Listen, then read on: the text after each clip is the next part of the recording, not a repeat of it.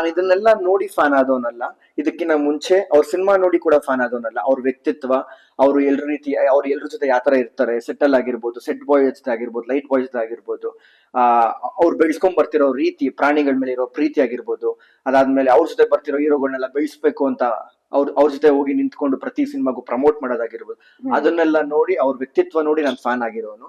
ಇದನ್ನೆಲ್ಲ ನೋಡಿ ಯಾವತ್ತು ನಾನು ಫ್ಯಾನ್ ಆದವನಲ್ಲ. ನಮ್ ತಂದೆದು ಅವ್ರದ್ದು ಫ್ರೆಂಡ್ಶಿಪ್ ಫಾರ್ ಎವರ್ ಅದೇ ರೀತಿ ಇರುತ್ತೆ. ನನಗೂ ಸೋಷಿಯಲ್ ಮೀಡಿಯಲ್ಲಿ ಇವತ್ತು ಟೆಕ್ಸ್ಟ್ ಮಾಡ್ತಾ ಇರ್ತಾರೆ, ಸಾಕಷ್ಟು ಜನ ಮೆಸೇಜ್ ಮಾಡ್ತಾರೆ, ಫೋಟೋ ಕಳಿಸ್ತಾರೆ ಅಪ್ಪಂದು ಮತ್ತೆ ಬಾಸ್ ಇರೋದು. ನಾನು ಇದನ್ನೆಲ್ಲ ನೋಡಿ ಫ್ಯಾನ್ ಆದವನಲ್ಲ. ಇದಕ್ಕಿಂತ ಮುಂಚೆ ಅವ್ರ ಸಿನಿಮಾ ನೋಡಿ ಕೂಡ ಫ್ಯಾನ್ ಆದವನಲ್ಲ. ಅವ್ರ ವ್ಯಕ್ತಿತ್ವ, ಅವ್ರು ಎಲ್ರ ರೀತಿ, ಅವ್ರು ಎಲ್ರ ಜೊತೆ ಯಾವ ತರ ಇರ್ತಾರೆ, ಸೆಟ್ಟಲ್ ಆಗಿರ್ಬೋದು, ಸೆಟ್ ಬಾಯ್ ಜೊತೆ ಆಗಿರ್ಬೋದು, ಲೈಟ್ ಬಾಯ್ ಜೊತೆ ಆಗಿರ್ಬೋದು, ಅವ್ರು ಬೆಳೆಸ್ಕೊಂಡ್ ಬರ್ತಿರೋ ರೀತಿ, ಪ್ರಾಣಿಗಳ ಮೇಲೆ ಇರೋ ಪ್ರೀತಿ ಆಗಿರ್ಬೋದು, ಅದಾದ್ಮೇಲೆ ಅವ್ರ ಜೊತೆ ಬರ್ತಿರೋ ಹೀರೋಗಳನ್ನೆಲ್ಲ ಬೆಳೆಸ್ಬೇಕು ಅಂತ ಅವ್ರ ಜೊತೆ ಹೋಗಿ ನಿಂತ್ಕೊಂಡು ಪ್ರತಿ ಸಿನಿಮಾಗೂ ಪ್ರಮೋಟ್ ಮಾಡೋದಾಗಿರ್ಬೋದು, ಅದನ್ನೆಲ್ಲ ನೋಡಿ ಅವ್ರ ವ್ಯಕ್ತಿತ್ವ ನೋಡಿ ನಾನು ಫ್ಯಾನ್ ಆಗಿರೋನು. ಇದನ್ನೆಲ್ಲ ನೋಡಿ ಯಾವತ್ತು ನಾನು ಫ್ಯಾನ್ ಆದವನಲ್ಲ.